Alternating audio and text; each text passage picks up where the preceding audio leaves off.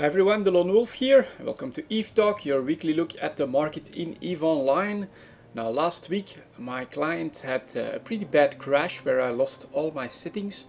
So I actually had to redo the market window to get all of those settings back, and I'm not 100% sure I've got everything correct. So if you see some mistakes or if you see some stuff that's wrong or changed, feel free to put that in the comments because well, that's what happened. I lost everything and I had to try and put it back together. But let's take a look at the market in EVE Online here, and as always we will start with plex. And currently we are looking at sell orders of 791 million, so that's up quite a little bit. Buyers at 777, and I still have to write down like 40 seconds for plex.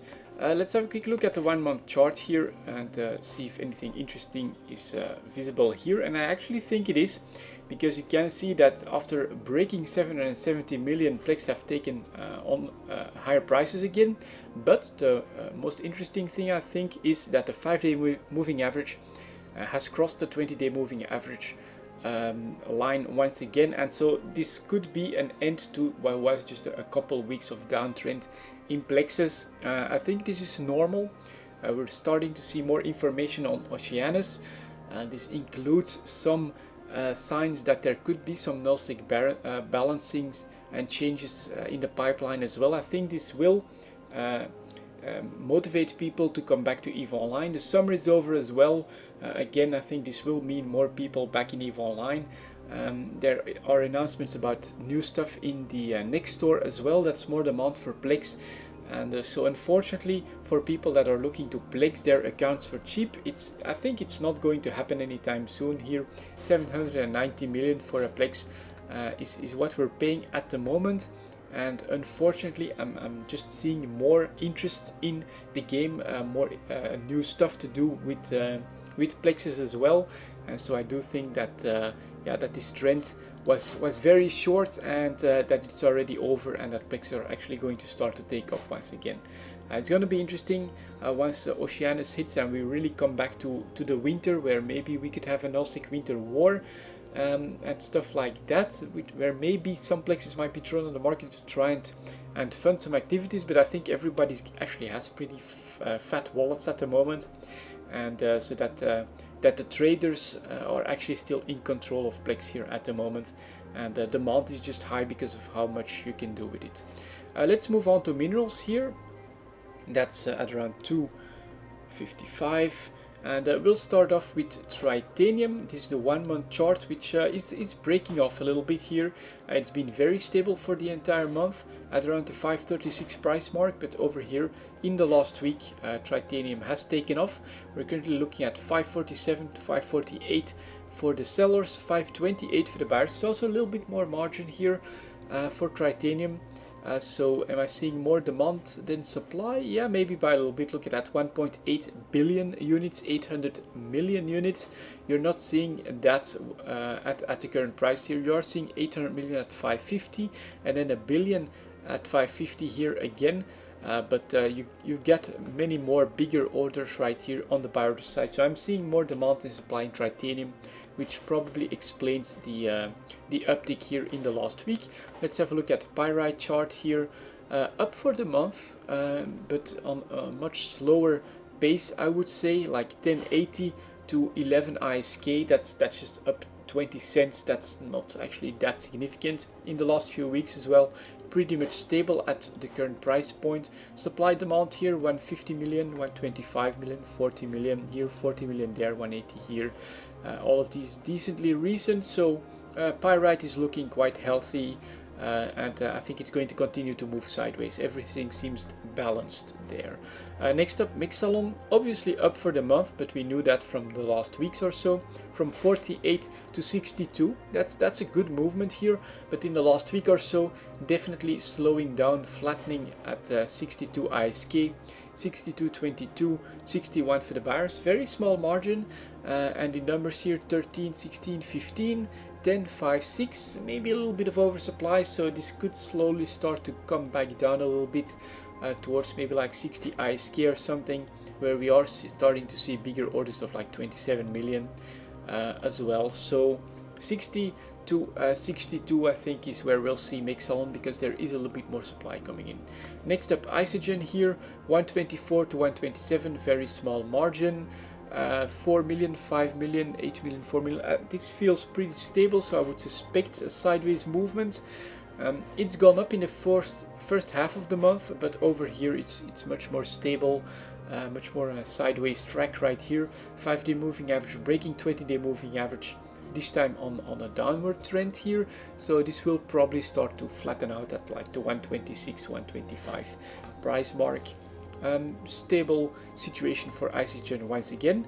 Let's have a look at Noxium, which can be had both in high sec and null sec. It's really an in-between one, very similar to the Isogen chart. Look at that, up for the first half of the month, and here much more stable. Supply demand 5 million, 7 million, 2 million, 7 million. That's actually okay in my book. This is Noxium is the one where actually sell orders do start to dictate the market. Usually people for Noxium and higher priced minerals do come to Jita to buy in bulk from the sell orders. People that bring it to the market put up buy orders in bulk because they're willing to wait for people to actually come and pick them up. So that's actually something that's pretty important to remember here. Next up, Zydrine here. That downtrend is still continuing. I mean, it tried to stop after breaking 420, but here it is back up again a little bit, and then again trending down, breaking 430 once again. 553 for the sellers, 420 for the buyers. That's 30 ISK margin, almost 10%. That's pretty decent. And the oversupply, I think we're still seeing that a little bit. Look at that, 2 million, 2.4 million, 3.4 million. These are decently large numbers. You have to really, you just have one order of 6 million at 420, and that's pretty much it. So I'm still seeing oversupply, but it is starting to slow down because these are very, very low prices. Megasite next, obviously the downtrend is still here. If I look at a 6-month chart, I would describe that as a crash where we're slowly starting to find the bottom at around 900 ISK. So my gamble a few weeks ago was too early. I invested at 950, but it looks like yeah, buy orders 891, sell orders 920, here 4 million, here 4 million. So it's all slowing down here at Megasite, but I gambled 950. It's probably closer to 900. I think if you put up buy orders for 900, you could still pick up some Megasite. But yeah, look at that 6-month chart for Megasite and for Zydrine. That's actually a serious crash, a loss of like maybe 40% of their value or something in 6 months. That's pretty significant. But it's pretty much the opposite again of the plex chart, so keep that in mind. If you're looking to buy low, I actually think these are okay. It's my opinion, of course, but I think so. We'll quickly touch on Morphite, although I don't like to really try and gauge any trends for minerals from Morphite, just because the demand side is completely different, seeing as this is used in Tech 2 production and all the other ones in Tech 1 production.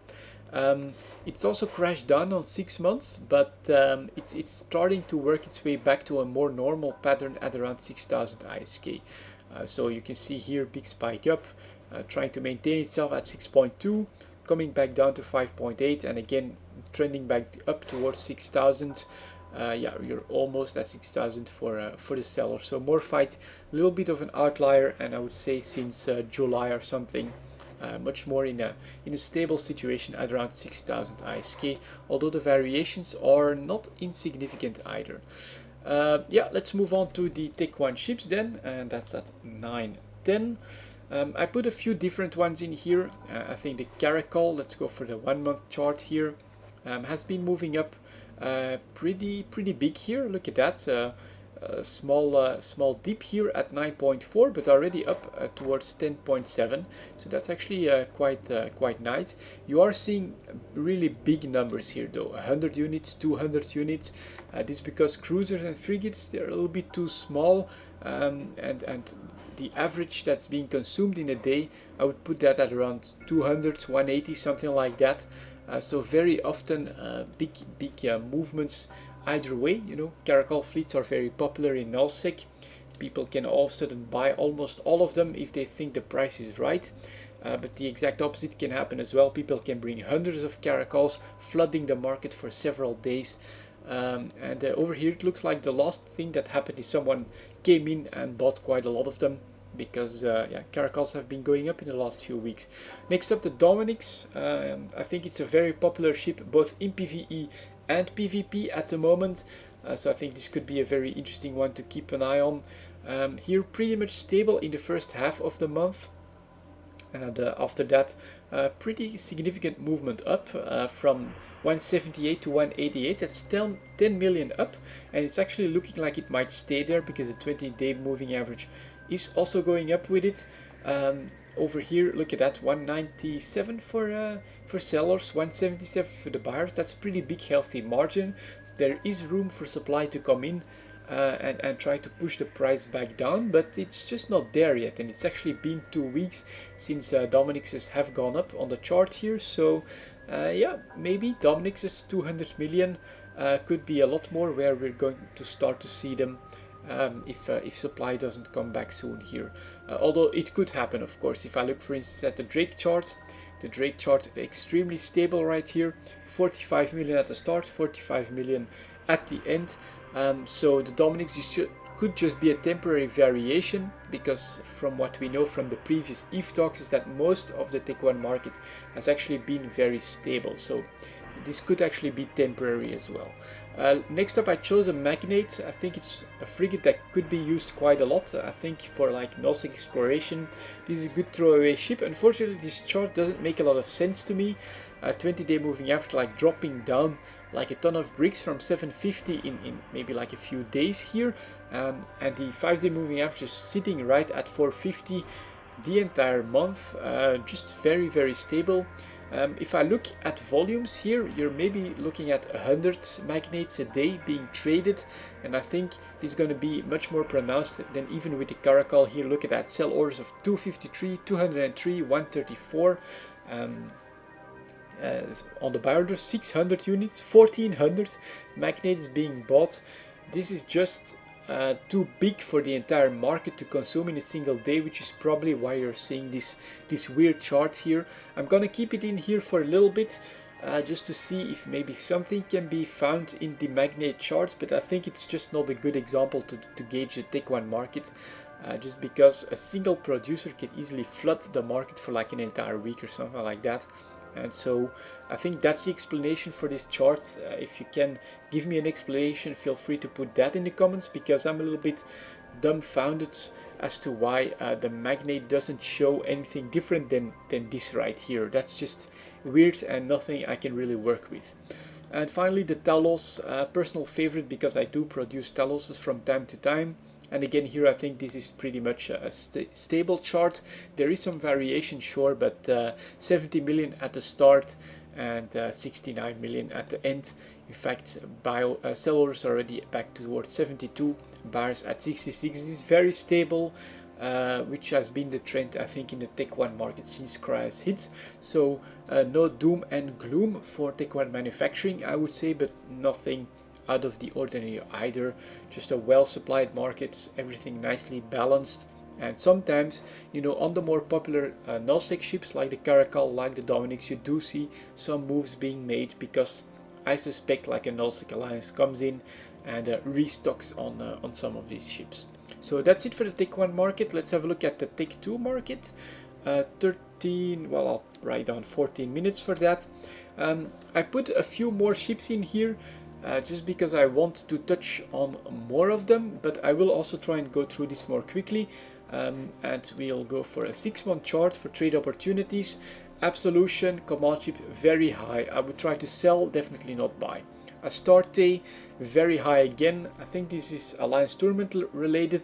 Sell them if you have them, otherwise, yeah, don't try and buy those. I think Claymore, pretty much the same. And then the Damnation. The Damnation is more interesting. This one is starting to come down. We saw the last trigger, I put that at 240 million. So let's see, the buy orders 246, still a little bit too high.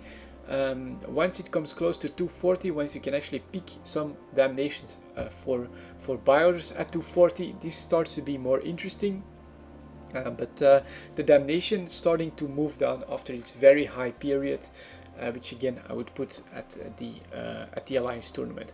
Let's have a look at the Eagle. I'm just putting that in there because I know that Brave Coalition likes to fly those quite a lot, and it's another Tech 2 heavy assault cruiser, this one. You are seeing some decent spikes. I mean, right here I would put that at like 15 to 20 million spike. Here again, and here correction down to 170, and then a spike up to 220, and again back down here. So there are trade opportunities even in the heavy assault cruisers. And yeah, I've read on the Brave Newbie subreddit that they are fielding these fleets, and so I thought, why not add that into the Tech 2 mix. Let's have a look here at the EOS.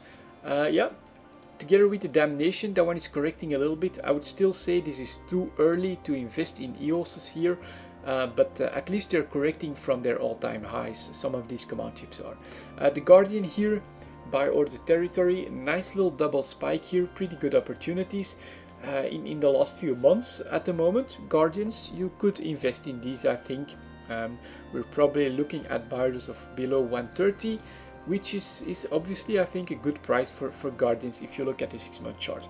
Next up, a Hound here, Cove Dubs frigate. So I've got a couple frigates, couple cruisers, and then the battle cruiser I think is the biggest I want to go into, because that's already 200-300 million. I think that's enough for most people. Frigates, you know, if you want some really fast-paced action, I think this is spiky enough to make that happen. Bottom prices though, 18 to 19 million, where it could be interesting. Just comes off a pretty big spike at 25. So again, maybe if you want to invest in some Hounds and wait a few of these spikes. I mean, here 23, here almost 22, and then here we're looking at 25. Those are some opportunities that do show up for the Hounds, and so yeah, maybe this could be interesting. Although personally I prefer bigger ships with where a jump up means 10, 15, 50 million, something like that. I prefer that to code up ships myself. But yeah, Manticore very low here, coming off a nice little spike at 28. So there is trade money in these ships as well. Nemesis very similar, again down quite significantly after a big spike. Let's have a look at the Nighthawk and our command ship. That's way too high. Purifier, well, that's actually in sell order territory. This covered ups frigate right here. I would try to sell Purifiers if you manage to buy them at like 19.5 or maybe even 18 million. Yeah, there is definitely money in these ships as well. Scimitar here, yeah, pretty much same as the Guardian. Look at that, pretty low, but already taking back off. So I would be careful here. If you've made your Scimitar moves, buying them, that's probably a smart move at around 140. But now we could be looking at the next spike, and so that's going to be interesting, I think, in the next few weeks. Then here the Slipnir, also a command ship, that's coming back down. In fact, it seems to be stalling at the 280 price mark right there. So yeah, maybe a double spike is a possibility, but I do think the Slipnir could go lower. And then finally the Vulture, also finally some of these command ships are starting to correct, although personally I say most of them are still a little bit too high to invest in at the moment. I keep an eye on them, but they need to go lower than this for me personally. Let's end up here, Tech 3 markets. Well, end up, we have one more thing after that. 1840 for Tech 3 ships. Legion, you can see, I think already from this chart, that it's trending down from the spike it knew a bit more than a month ago.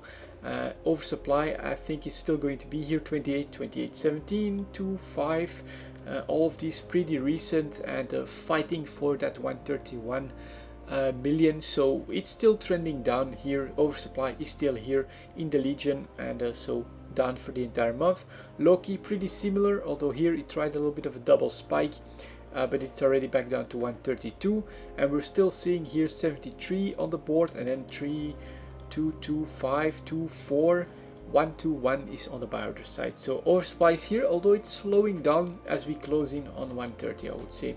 Proteus, yeah, 10 here are being bought, but 30, 30, 10, 10 being brought to the market. Here we still have 68 of them waiting in line for their chance to be sold. So this downward trend is going to continue, although it does look like it's slowing down. And then here the Tengu, again, that's almost depressing, again breaking 134. and you're seeing 14.35556 over here. Oversupply in the tech tree market. I mean, it's just a reality at the moment, and I think unless CCP decides to actually go through with their rebalancing of tech tree ships, I just don't think it's going to change anytime soon. Yeah, tech trees trending down, oversupplied. It's just life of in the tech tree market at the moment. And then for my extra product right here, I'll write down 20 for that. I'm going to touch on the decryptors. There has been a dev blog on more research changes. I've not read through it with enough focus to be able to tell you what's actually in the dev blog, but I feel it could be interesting to just have a quick look at the decryptors and see if there has been a noticeable effect here all of a sudden. Maybe I'll take like a 3-month chart or a 6-month chart. Let's have a quick look here at some trends, because here already for this occult accelerant I'm not seeing a movement in the last few days since the dev blog. So occult attainment, nope. Here, yeah, occult augmentation, that one is maybe dropping down quite a little bit. Let's see how low it's gone. Well, actually no, 288 already, back up here on the seller. So nope, I'm just not seeing a huge movement because of the dev blog. So let's go for a 6-month chart and look at a couple of trends here. Parity, look at that, not bad, pretty high. Process, unfortunately a little bit low. These two I know very well from my own exploration that I'm doing. I know that you can get a few million for them, so I think these are the ones I want to check here. Parity here again, yeah, pretty high, 4 million. And then the process for Caldari, ooh, that one is actually down below 1 million. Yeah, 1 million for the seller. So yeah, unfortunately process has been correcting quite a little bit. Let's have a look here. Incognito parity, 4 million, not bad. And incognito process also down, but only to 2 million. So the Galente incognito process still doing quite alright. I do most of my exploration in Galente space, and so I do remember that those two, I get them decently often, and that's very good that they actually seem to manage to maintain themselves, and that the dev block has not spelled the end of the decryptor market. Here again, for Minmatar, the parity holding at well above 2.5 million, and the process unfortunately as low as 1 million, but I think this is still okay. The bottom has not fallen out of the decryptor market just yet because of the dev block, and so we can still make some money in the data sites in exploration in HiSec, which I think is actually pretty good news. So yeah, there you go guys, that's it for this ETH talk.